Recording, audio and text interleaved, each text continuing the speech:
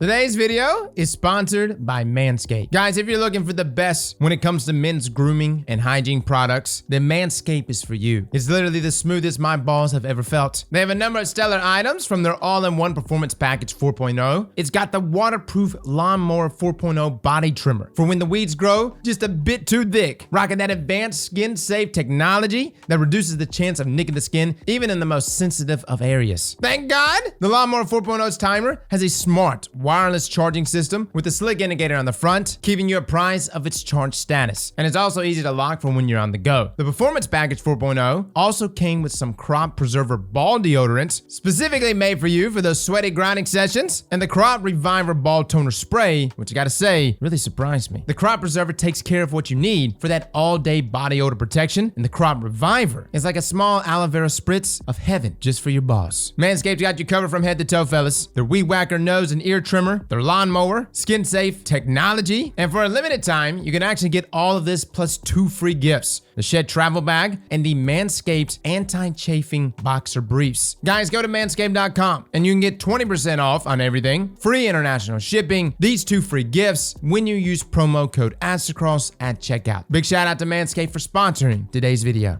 Guys, I urge you to farm this mission this week. If you want to stock up on materials before Lightfall, and if you plan on crafting lots of different weapons with enhanced perks, you're going to want to grab a couple buddies and run this farm this week. Now, if you don't have any friends, that's okay. Come by our Discord, get an LFG group, and run this mission over and over. It is well worth your time, and the materials you get from this are absolutely necessary for weapon crafting. On top of that, with hotfix 6.3.0.7, which just went out this past week, you are now able to obtain Deepsight weapons from seasonal vendors daily instead of weekly, meaning you're going to be getting those patterns much faster, which puts you on course to crafting any seasonal weapon you might have missed, or perhaps you just have piss poor RNG. You also have increased chances for Deepsight weapons from things like Deepstone Crypt, and overall, Deepsight's got an increase in drop rates in 6.3.0.5. Long story short, guys, crafting in in-game Destiny 2 is just going to be a part of your life. And when it comes to enhanced perks, the one material you're definitely going to need, and a lot of, is Ascendant alloys. And with Lightfall coming and it being less than a month away, I am currently stocking up on these materials. Now, not only is this farm really good for Ascendant alloys, but with the most recent change to Blue Ingram drops, where legendaries are actually dropping in their place, this farm actually works as both an Ascendant alloy farm as well as a great place to stock up on legendary shards. Literally, guys, I had to delete everything from my postmaster from just 4 to 5 runs. Tons of legendaries are dropping. Now, you want to do this farm this week specifically for the weekly mission.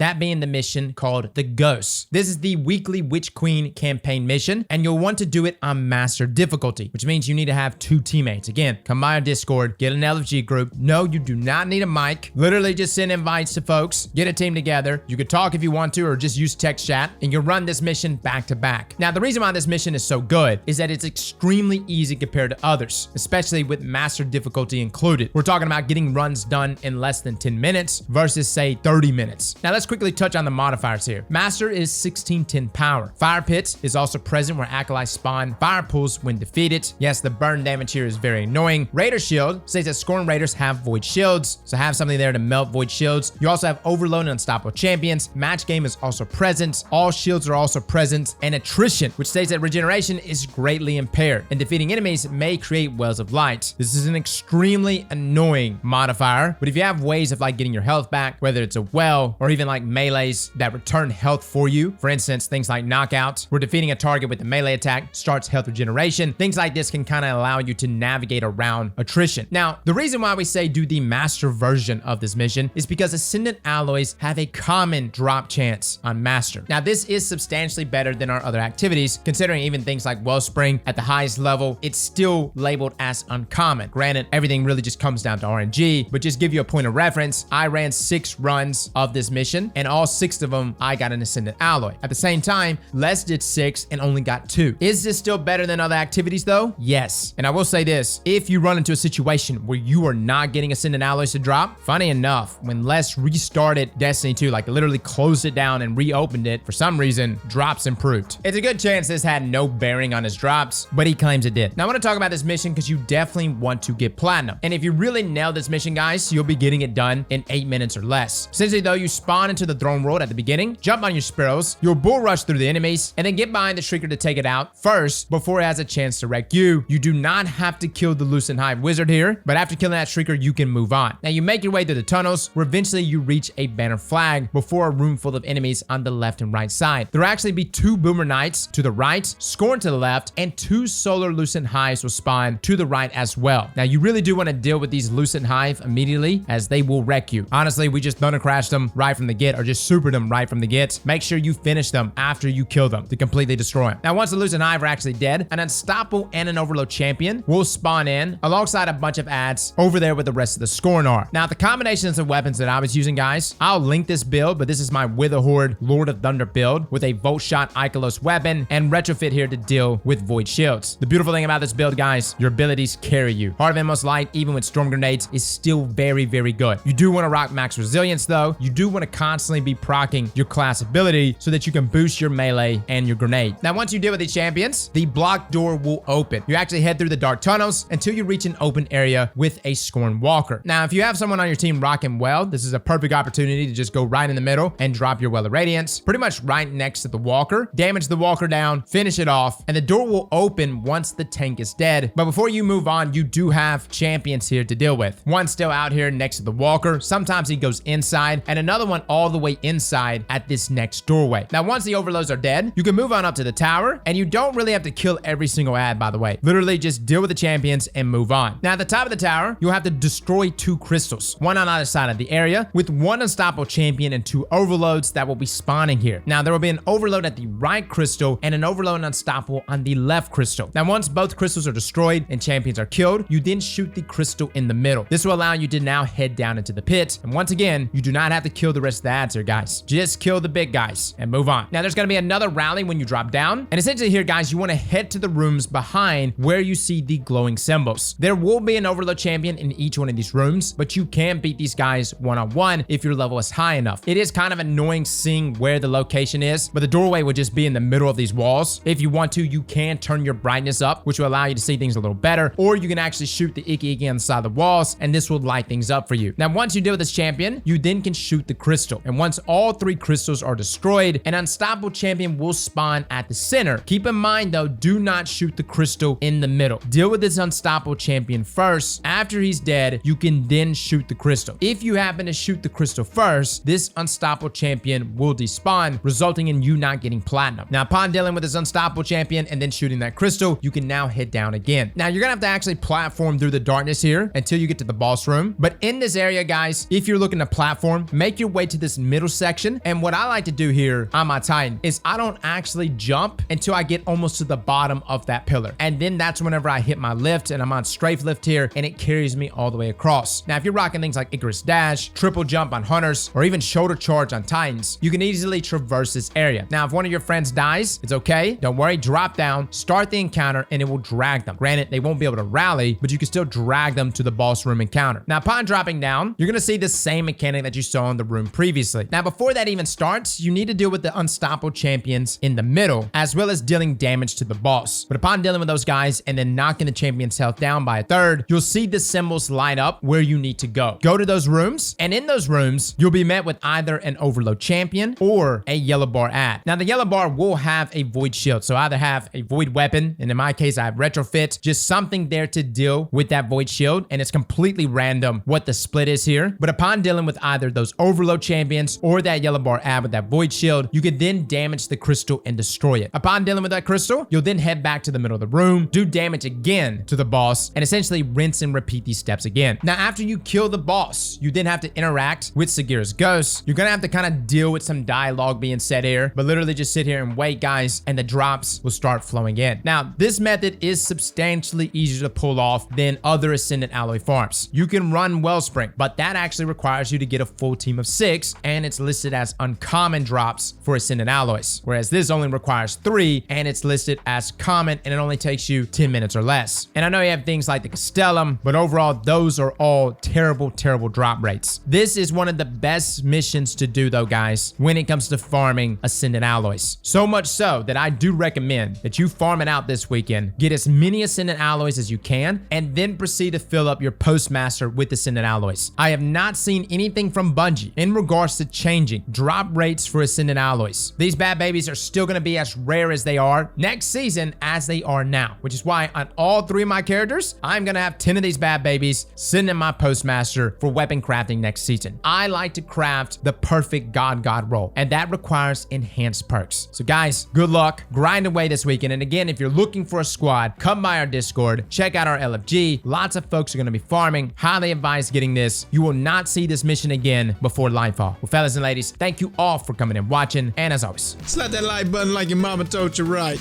We'll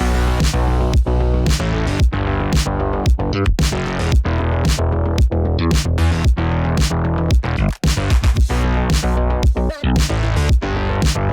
right back.